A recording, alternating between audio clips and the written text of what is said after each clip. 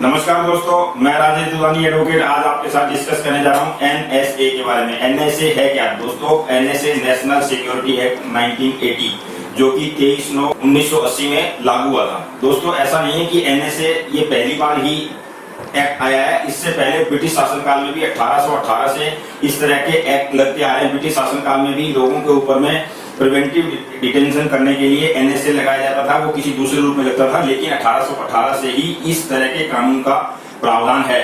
दोस्तों आजाद भारत में भी 1951 में प्रिवेंशन ऑफ डिटेक्शन एक्ट लाया गया था 1951 में, और वो 1971 तक चला दोस्तों।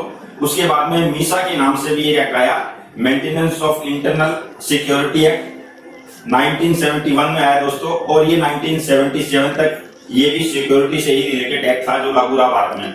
उसके बाद दोस्तों 77 से लेकर 1980 तक कोई भी एक्ट 3 साल नहीं लागू था, लेकिन 1980 में श्रीमती इंदिरा गांधी जी की सरकार ने इस एक्ट को लागू किया था। दोस्तों इस एक्ट को लागू करने का मकसद क्या था?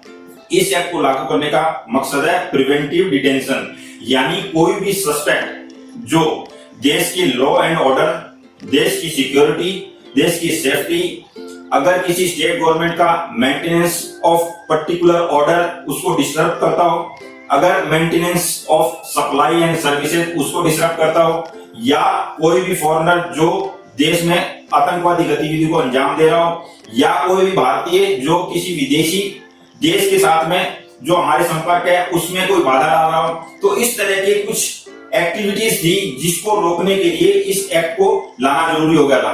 दोस्तों इस एक्ट की लाने के पीछे मकसद सिर्फ और सिर्फ ये था कि कोई भी व्यक्ति अननेसेसरी किसी भी तरह की लॉ एंड ऑर्डर में बाधा ना डाले। उसके बाद दोस्तों इस एक्ट के आने के बाद में सेंट्रल गवर्नमेंट और स्टेट गवर्नमेंट दोनों के पास में ये पावर आ गई कि किसी भी व्यक्ति को प्रिवेंटिव डिटेंशन कर सकती है, यानी कि उसको किसी भी समय अगर वो लॉ एंड ऑर्डर को डिस्टर्ब कर रहा है या वो भारत की सेफ्टी सिक्योरिटी में बाधा पहुंचा रहा है तो उसको अरेस्ट कर सकती है। अब मैं इसके आपको अरेस्ट करने के बाद के प्रावधान बताता हूं दोस्तों। किसी भी व्यक्ति को इस एक्ट में अरेस्ट करने के बाद में उसको 10 दिन से लेके और 1 साल तक बिना किसी उसकी जानकारी के उसको अरेस्ट किया जा सकता है। यानी उसको अरेस्ट करने के 10 दिन के भीतर तो उसको बताने की भी जरूरत नहीं है भी आपको किस लिए अरेस्ट किया गया है। उसके बाद दोस्तों उसको ना तो वकील प्रोवाइड कराया जाएगा, न उसके पास ऊपर किसी तरह की एफआईआर होगी, न कोई चार्जशीट फाइल होगी। उसको बिना किसी बात के बताए हुए उसको 10 दिन तक अंदर रखा जा सकता है। उसके बाद दोस्तों एक एडवाइजरी बोर्ड बनाया जाता है, बना हुआ होता है ऑलरेडी। उस एडवाइजरी बोर्ड के पास में 3 हफ्ते के बाद उसको वहां पर अपनी बात रखने का अधिकार है, और उस एडवाइजरी बोर्ड में सिर्फ वो अपनी बात खुद ही रख सकता है, दूसरा उसके बिहाफ पे कोई भी नहीं आएगा, ना तो उसका एडवोकेट ना कोई उसका रिलेटिव। अब दोस्तों वो एडवाइजरी बोर्ड में जब बात रखती है, रखने के बाद में दोस्तों एडवाइजरी बोर्ड 7 वीक के अंदर यानी 7 वीक्स के अंदर अंदर में वो डिसीजन लेती है कि ये व्यक्ति जो डिटेन किया गया है वो वाकई में डिटेन करने योग्य है या नहीं। उस कंडीशन में दोस्तों 7 वीक के अंदर एडवाइजरी बोर्ड अपनी रिपोर्ट सबमिट करती है। अब मान लिया जाए कि एडवाइजरी बोर्ड में 3 व्यक्ति हैं और 2 ने उसको डिटेन करने की रिपोर्ट दे दी, लेकिन एक उसको डिटेन करने पक्ष में नहीं है, तो उस कंडीशन में दोस्तों मेजोरिटी का जो निर्णय है वो लागू होगा, यानी कि जो 2 व्यक्तियों ने जो डिसीजन दिया है वही लागू होगा, और उस व्यक्ति को 1 साल तक उसमें डिटेन रखा जा सकता है। उसको 1 साल से ज्यादा डिटेन नहीं किया जा सकता, ये इस एक्ट में प्रावधान है। 1 साल के बाद में उसको रिलीज करना जरूरी है। अगर आपको उसको रखना भी है तो एक बार रिलीज करना पड़ेगा, फिर दूसरा कारण दिखा के ही उसको अरेस्ट किया जा सकता है। कंटिन्यूटी में 1 साल तक अरेस्ट किया जा सकता है।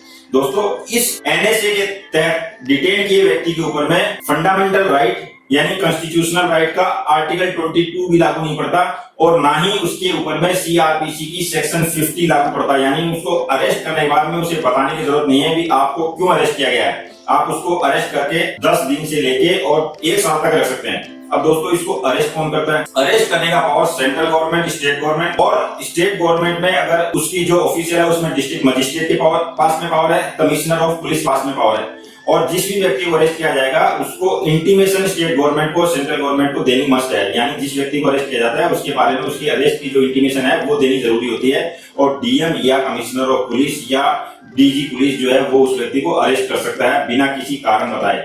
ना ही उसके ऊपर एफआईआर करने की जरूरत पड़ती, ना ही उसको चार्जशीट फाइल करने की जरूरत पड़ती, और ना ही उसे अरेस्ट करने के बाद में कोर्ट में पेश करने की जरूरत है। तो इस तरह से दोस्तों एनएसए का मोटा मोटा कारण यह है कि कोई भी व्यक्ति जो समाज के लिए घातक सिद्ध हो सकता है या समाज के लिए वो नुकसानदायक है या समाज के लिए इमरजेंसी के टाइम में वो लॉ एंड ऑर्डर मेंटेन होने में बाधा डाल रहा है, तो उस व्यक्ति को बिना किसी कारण बताए अरेस्ट किया जा सकता है और उसको 1 साल तक के लिए अरेस्ट करके रखा जा सकता है। 10 दिन, मिनिमम 10 दिन तक तो उसे बताने की भी जरूरत नहीं है।